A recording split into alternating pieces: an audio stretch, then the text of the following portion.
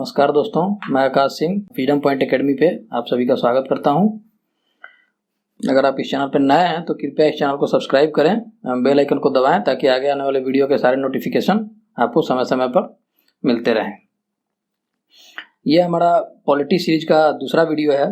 पहला वीडियो जिन्होंने भी नहीं देखा है उसका लिंक वीडियो के डिस्क्रिप्शन बॉक्स में मिल जाएगा, वहाँ से आप जाके पहले वीडियो को जरूर देखें ताकि आगे आने वाले वीडियो को समझने में आसानी हो सके।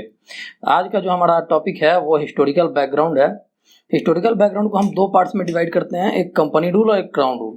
तो आज हम कंपनी रूल के बारे में पढ़ेंगे और एक नेक्स्ट वीडियो आएगा जिसमें हम लोग क्राउन रूल के बारे में पढ़ाई करेंगे। तो कंपनी रूल को जो है उसका जो टाइम पीरियड होता है वो 1773 से लेकर 1858 तक के पीरियड को कंपनी रूल कहा जाता है। इस समय ईस्ट इंडिया कंपनी ने इंडिया पे रूल किया था। उस समय ब्रिटिश गवर्नमेंट का डायरेक्ट इंटरवेंशन नहीं होता था, ब्रिटिश क्राउन को क्राउन का दर्जा नहीं दिया जाता था। तो इस समय अगर देखें तो हम लोग शुरू जो होता है regulating act of 1773। Regulating act इसलिए इसे कहा गया क्योंकि ब्रिटिश गवर्नमेंट ने कहीं ना कहीं कंपनी के कार्यों को रेगुलेट करने के लिए इस रूल का फॉर्मेशन किया था।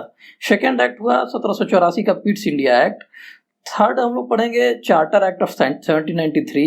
फोर्थ एक्ट हमारा होगा चार्टर एक्ट ऑफ 1813 और चार्टर एक्ट ऑफ 1833 होगा। उसके बाद जो अंतिम चार्टर एक्ट जो कंपनी रूल के तहत बना था वो 1853 का चार्टर एक्ट था। अब हम शुरू करेंगे रेगुलेटिंग एक्ट ऑफ 1773। सारे एक्ट्स को एक एक करके आपको इसी तरह से पूरे डिस्क्रिप्शन के साथ बताया जाएगा। तो रेगुलेटिंग एक्ट ऑफ 1773 में ईस्ट इंडिया कंपनी के बारे में थोड़ा जानकारी अगर हम लेते हैं तो 1600 में ईस्ट इंडिया कंपनी की स्थापना भारत में हुई थी। तो जब 1600 में ईस्ट इंडिया कंपनी की स्थापना हुई तो उस समय वो ट्रेडिंग कंपनी थी, मगर 1757 और 1764 में प्लासी और बक्सर का जो युद्ध हुआ उसके बाद अंग्रेजों ने भारत के बड़े भूभाग पे अपना कब्जा जमा लिया। उसमें तीन जो इंपॉर्टेंट भूभाग थे वो थे बंगाल, बॉम्बे और मद्रास। तो बंगाल, बॉम्बे और मद्रास में तीनों जगह इन्होंने अपने एक एक गवर्नर बैठाए। इनमें जो 1773 के रेगुलेटिंग एक्ट में जो चेंज किया गया उसके अनुसार बंगाल के गवर्नर को बंगाल का गवर्नर जनरल बना दिया गया। केवल नाम चेंज हुआ, governor of Bengal governor general of Bengal हुआ। इसको सहायता देने के लिए 4 सदस्यीय एक समिति बनाई गई और ईस्ट इंडिया कंपनी ने क्या किया कि जो बंगाल के गवर्नर जनरल बने उनके अंदर यानी कि गवर्नर ऑफ मद्रास और गवर्नर ऑफ बॉम्बे को उनका सबऑर्डिनेट बना दिया। First governor general of Bengal कौन थे? Warren Hastings. Very very important question है। First governor of Bengal Warren Hastings. Company के जो भी सर्वेंट्स थे वो पहले प्राइवेट ट्रेड करते थे, यानी कंपनी में नौकरी भी करते थे और वो प्राइवेट ट्रेड करते थे, नेटिव लोगों से घूस भी लेते थे। तो इन सारी चीजों को रेगुलेटिंग एक्ट 1773 के तहत रेगुलेट किया गया। उसके बाद कलकत्ता में एक सुप्रीम कोर्ट की स्थापना हुई 1774 में, और 1774 में जो सुप्रीम कोर्ट की स्थापना हुई वो 1773 के एक्ट के तहत हुई। तो क्वेश्चन इस तरह से होता है कि रेगुलेटिंग एक्ट 1773 के तहत सुप्रीम कोर्ट की स्थापना कब हुई, कहाँ हुई? तो 1774 में कोलकाता में हुई। इस सुप्रीम कोर्ट में एक चीफ जस्टिस थे और 3 अदर जजेस थे। चीफ जस्टिस का नाम है आपको सर एलिजा एम्पे। नेक्स्ट हमारा जो है वो Pitt's India act 1784। Pitt's India act क्यों कहा गया इसे? क्योंकि उस समय ब्रिटेन के तत्कालीन प्रधानमंत्री विलियम पिट द्वारा इस एक्ट को लाया गया था, इसलिए इसे पिट्स इंडिया एक्ट के नाम से जाना गया। अब देखेंगे हम पिट्स इंडिया एक्ट में क्या क्या बदलाव हुए, क्या क्या रेगुलेशंस यहाँ पे इशू किए गए। इस समय ब्रिटिश गवर्नमेंट ने क्या किया कि ईस्ट इंडिया कंपनी के फंक्शंस को 2 पार्ट्स में डिवाइड कर दिया। एक थे कमर्शियल पार्ट और दूसरा पॉलिटिकल पार्ट, यानी राजनीतिक अलग से चलेगी और व्यापारिक पार्ट अलग से चलेगी। तो कमर्शियल पार्ट को कोर्ट ऑफ डायरेक्टर्स के अधीन रखा गया और पॉलिटिकल पार्ट को बोर्ड ऑफ कंट्रोल के अधीन रखा गया। कोर्ट ऑफ डायरेक्टर्स में 24 सदस्य थे और बोर्ड ऑफ कंट्रोल में 6 पार्लियामेंट्री कमिश्नर थे। ये पार्लियामेंट्री कमिश्नर्स ब्रिटेन के पार्लियामेंट में थे। उस समय इंडिया में कोई पार्लियामेंट एक्सिस्ट नहीं करता था। तो उससे जो है डुअल गवर्नमेंट की शुरुआत हुई। डुअल गवर्नमेंट क्या है कि कंपनी ने जब भी किसी राजवाड़े को अपने अधीन किया तो राजवाड़ों को ये कहा गया कि आप रेवेन्यू कलेक्ट नहीं करेंगे, रेवेन्यू हम कलेक्ट करेंगे और एडमिनिस्ट्रेशन का मेंटेनेंस आप करेंगे। इसके बारे में डिटेल में आपको आगे आने वाले चैप्टर्स में बताया जाएगा। ब्रिटिश गवर्नमेंट को कंपनी के अफेयर्स और उसके एडमिनिस्ट्रेशन के ऊपर, मतलब कंपनी क्या करेगी क्या नहीं करेगी, कंपनी का प्रशासन किस तरह से चलेगा, तो ब्रिटिश गवर्नमेंट ने इसका सुप्रीम राइट अपने हाथों में ले लिया। गवर्नर जनरल ऑफ बंगाल की जो काउंसिल थी उसको घटा के 3 सदस्यीय किया गया। नेक्स्ट हमारा जो एक्ट है वो है 1793 और 1813 के चार्टर एक्ट। ये दोनों एक्ट छोटे हैं इसलिए इसे हम लोग एक ही बार में कवर करेंगे। तो 1793 के चार्टर एक्ट में क्या था कि कंपनी को मोनोपोली राइट दे दिया। मोनोपोली का मतलब होता है एक अधिकार दे दिया गया।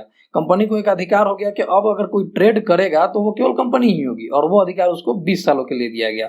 कंपनी के जितने भी मेंबर्स थे, कंपनी के जो भी यहाँ पे सेवक काम करते थे, उनका जो भी वेतन और भत्ता दिया जाता था वो भारतीय रेवेन्यू से ही दिया जाएगा। और गवर्नर जनरल जो थे वो अपने काउंसिल को ओवरराइड कर सकते थे। ओवरराइड का मतलब ये हुआ कि जो भी उनकी काउंसिल कोई रूल बनाएगी उसको अगर पसंद नहीं आता है गवर्नर जनरल को, या उसमें उनको कुछ कमी दिखता है, तो उसको डायरेक्टली एब्रोगेट यानी कि रिपेल यानी कि खत्म कर सकते हैं। ठीक है। फिर 1813 का चार्टर एक्ट। 1813 के चार्टर एक्ट में सबसे महत्वपूर्ण जो बदलाव किया गया वो ये कि कंपनी की ट्रेड मोनोपोली इंडिया से खत्म कर दी गई, और कंपनी का ट्रेड मोनोपोली केवल चाइना के साथ चाय और चीनी के साथ बरकरार रहा। बाकी चीजों के साथ इसका ट्रेड मोनोपोली खत्म कर दिया गया। अब अंग्रेज जो नागरिक थे, अंग्रेज के जो कॉमन लोग थे, इंग्लिश मैन, उनको भी कुछ रेस्ट्रिक्शंस के साथ इंडिया के साथ व्यापार करने का अवसर दिया गया। इंडियन रेवेन्यू को कैसे रेगुलेट करना है, उसके लिए क्या रूल्स बनेंगे, इसका जो रूल्स एंड प्रोसीडर्स था वो 1813 के चार्टर एक्ट में फ्रेम किया गया।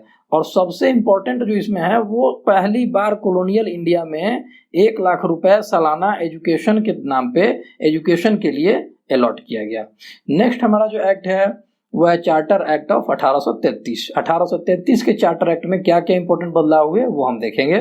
तो इसमें क्या है कि सबसे इंपॉर्टेंट बदलाव, गवर्नर जनरल ऑफ बंगाल, जो गवर्नर जनरल ऑफ बंगाल थे, इनको बना दिया गया governor general of India. Simple सी बात है कि गवर्नर जनरल ऑफ बंगाल का जो पावर था उसको एक्सटेंड किया गया और उसको पूरे इंडिया पे राज करने की एक तरह से पावर दे दी गई, उसको गवर्नर जनरल ऑफ इंडिया बना दिया गया।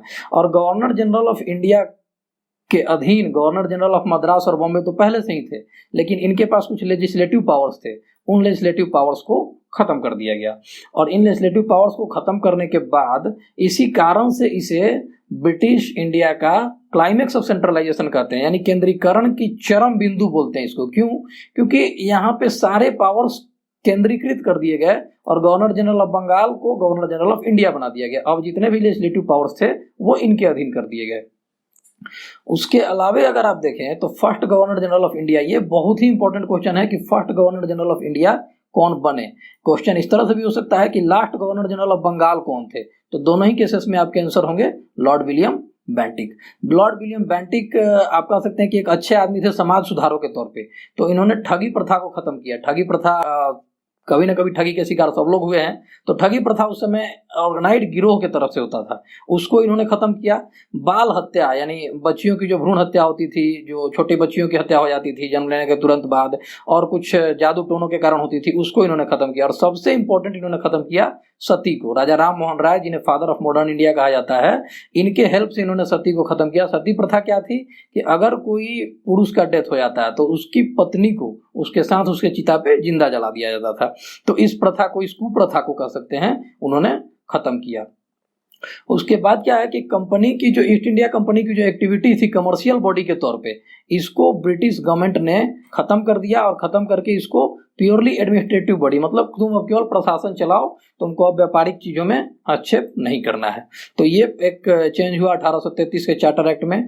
फिर गवर्नर जनरल ऑफ इंडिया की जो काउंसिल थी, पहले उसके 3 सदस्य थे, उसको बढ़ा के यहाँ पे 4 सदस्यीय कर दिया गया। एक टेम्पोररी लॉ मेंबर ऐड किया गया यहाँ पे।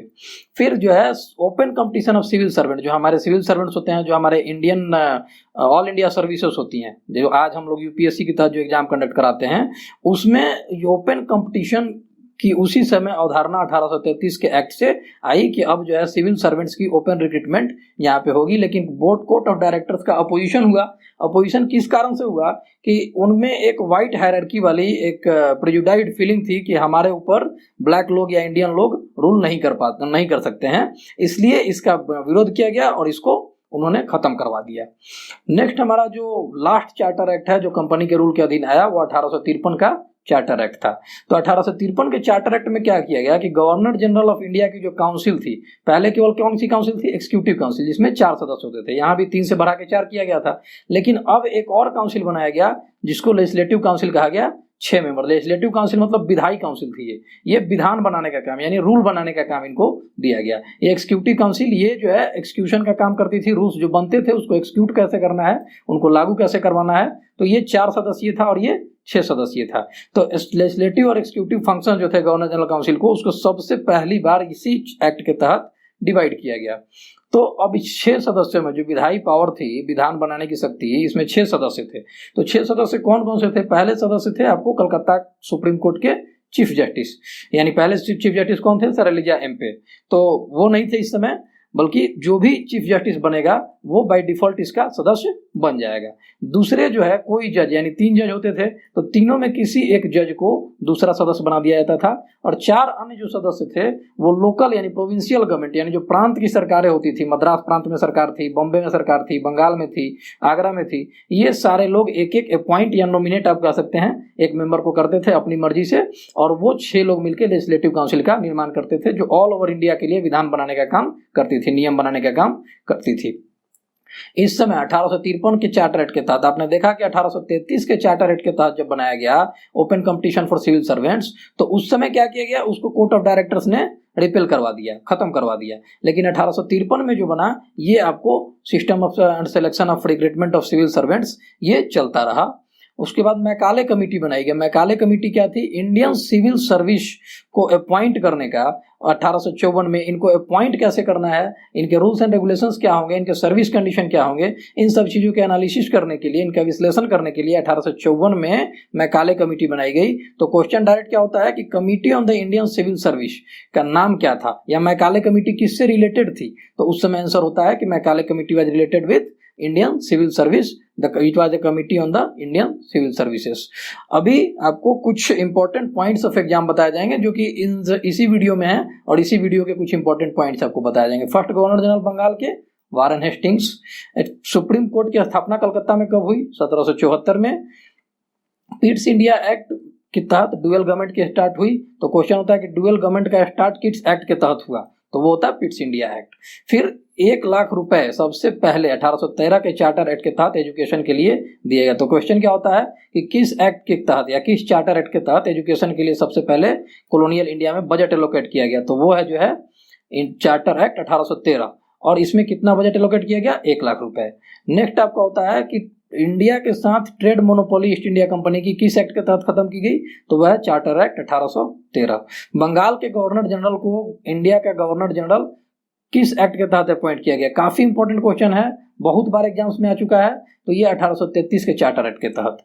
फिर first governor general of India कौन थे? तो ये थे Lord William Bentinck, first governor general of India and last governor general also, इनको आप याद रख सकते हैं।